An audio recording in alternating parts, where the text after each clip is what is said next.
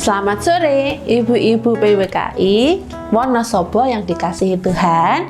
Sore hari ini kita berjumpa lagi dengan saya Bu Tata dari GKJ Wonosobo. Nah, sore hari ini kita akan bersama-sama belajar firman Tuhan dari Matius 20 ayat 1 sampai 15. Tapi sebelum kita mulai bersama-sama belajar, kita berdoa dulu ya. Saya hantarkan doa untuk kita semua. Mari kita berdoa. Tuhan Yesus, terima kasih Tuhan. Sore hari ini kami bisa bertemu lewat YouTube dengan keadaan baik, keadaan sehat, penuh dengan sukacita dari Tuhan. Itu semua adalah berkat dari Tuhan dan kami terima dengan penuh pengucapan syukur. Hari ini Tuhan, kami menyediakan diri kami, hati kami, waktu kami, pikiran kami untuk bersama-sama belajar tentang firman Tuhan. Tuhan sendiri yang menuntun kami agar kami bisa mendengarkan firman Tuhan dengan baik seturut dengan kehendak Tuhan. Di dalam nama Tuhan Yesus Kristus, Sang Firman yang telah hidup, Sang Firman yang menjadi daging, kami berdoa dan mengucap syukur. Amin.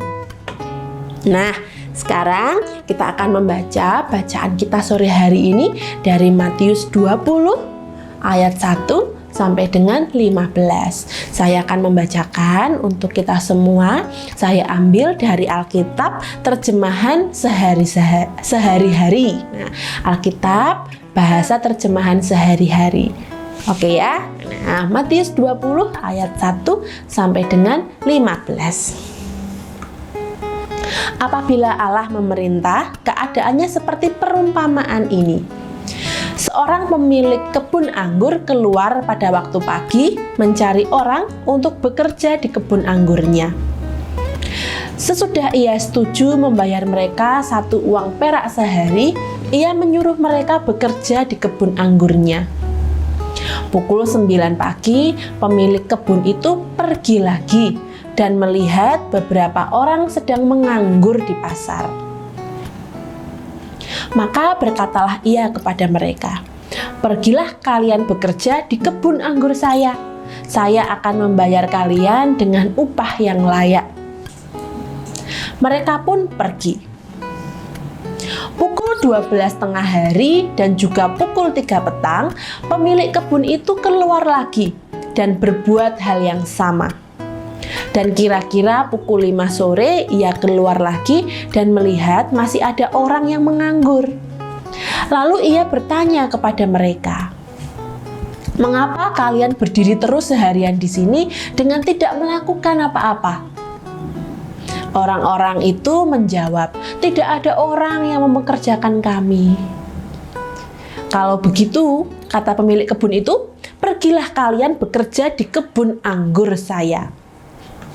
Petang hari, pemilik kebun anggur itu berkata kepada mandornya, "Panggillah pekerja-pekerja itu dan bayarlah upah mereka masing-masing, mulai dari orang yang masuk terakhir sampai kepada yang masuk pertama."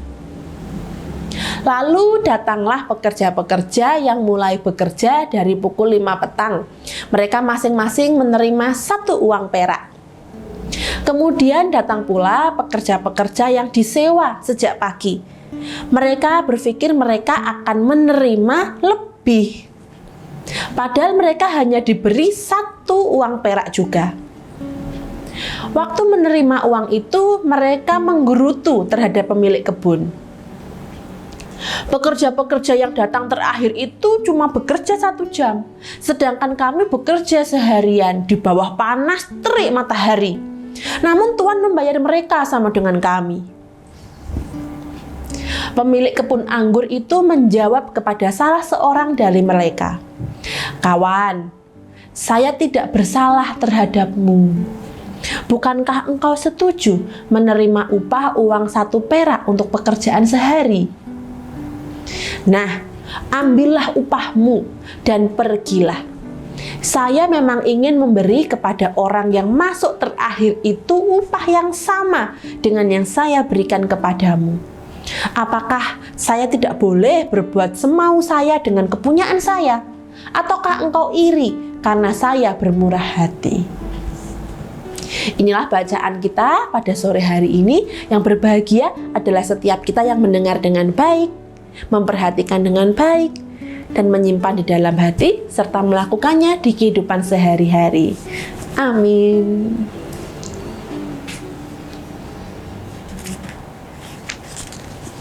Nah, tadi kita sudah membaca bersama-sama bacaan Alkitab kita sore hari ini. Sekarang saya akan menyampaikan renungan singkat untuk kita semua ya. Nah, perumpamaan tadi yang kita baca dalam bacaan kita hari ini sebenarnya berbicara tentang keselamatan, yaitu bahwa keselamatan adalah anugerah Allah. Keselamatan bukan karena usaha kita, tetapi karena kemurahan Allah. Dalam bacaan kita digambarkan dengan tindakan Sang Tuan berkenan memberikan pekerjaan dan upah yang lebih dari cukup kepada mereka yang mau mengikuti panggilannya untuk bekerja di kebun anggurnya. Dalam hal ini, Sang Tuan tidak pilih-pilih pekerja. Kemurahan Sang Tuan itu juga ditunjukkan dengan tindakannya yang memberikan pekerjaan dan upah yang sama besarnya dengan pekerja yang lain. Dari semua tindakannya ini kita bisa melihat dengan jelas bahwa dorongannya untuk memperkerjakan dan memberi upah adalah kasih dan kemurahan. Jadi sekali lagi, bacaan kita berbicara tentang keselamatan adalah anugerah Allah diberikan kepada setiap orang yang mau mengikuti panggilan Tuhan, dan itu bukan karena kebaikan orang tersebut, tetapi karena kemurahan Tuhan saja.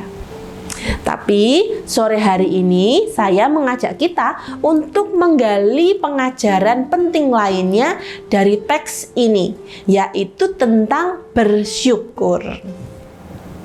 Nah, ibu-ibu semua, andaikan kita adalah pekerja anggur itu, kira-kira kita mau pilih jadi pekerja yang bekerja dari jam berapa?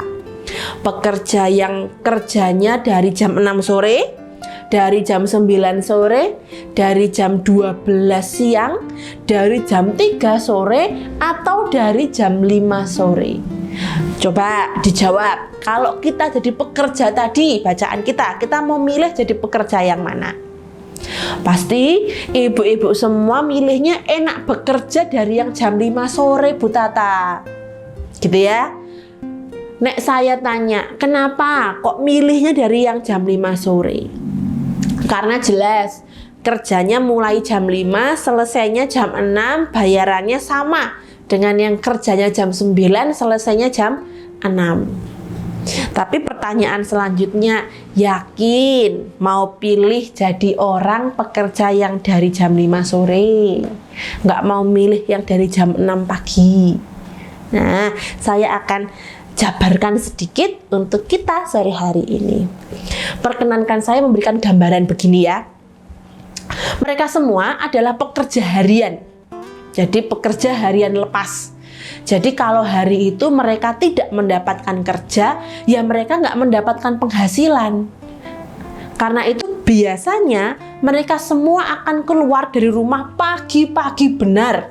Harapannya begitu keluar rumah, mereka sudah langsung mendapatkan pekerjaan. Jadi alangkah sukacitanya, alangkah ayemnya, alangkah tentremnya orang yang dari jam 6 pagi sudah mendapatkan pekerjaan. Karena hari itu mereka sudah pasti mendapatkan penghasilan dan bisa makan di hari itu. Nah, dalam hal ini, semakin siang mereka mendapatkan pekerjaan, mereka akan semakin resah. Saya membayangkan ya, gimana resahnya, gimana enggak tentremnya mereka yang sampai jam 12 belum dapat kerja. Lebih resah lagi mereka yang sampai jam 3 belum dapat kerja. Dan yang paling resah tentu yang sampai jam 5 belum dapat pekerjaan.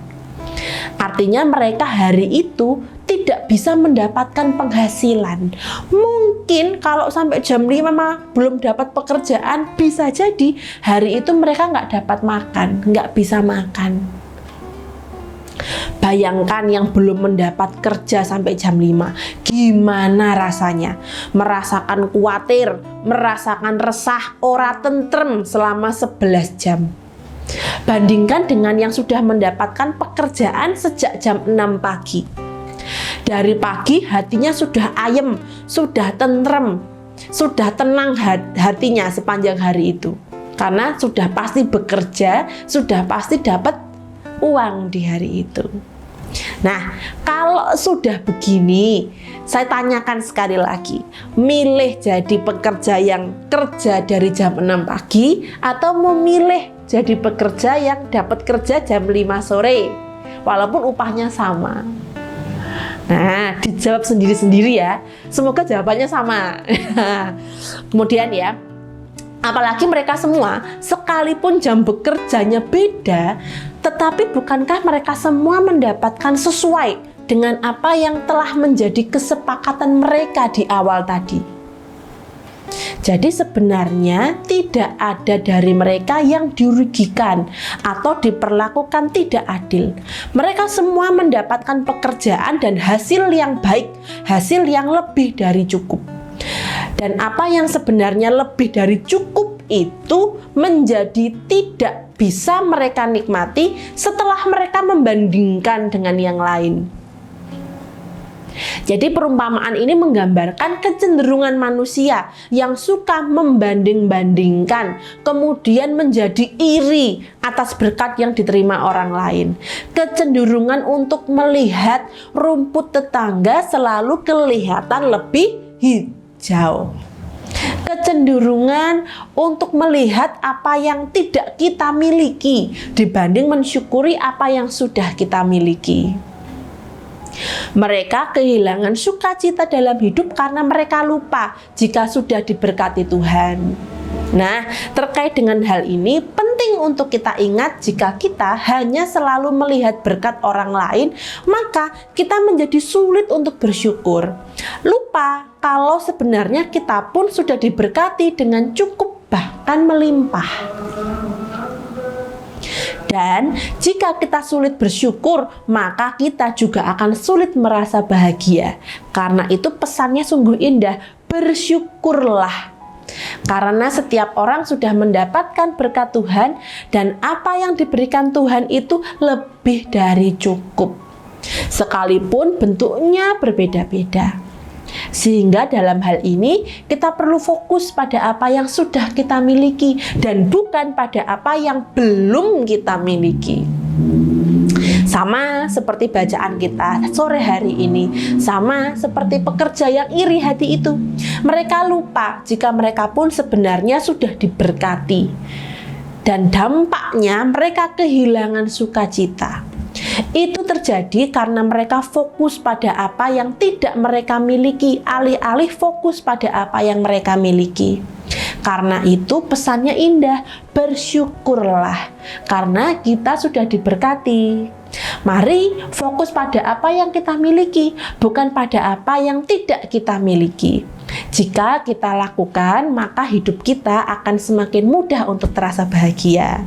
Nah, ibu-ibu yang dikasihi Tuhan, selamat fokus pada berkat yang Tuhan berikan untuk kita.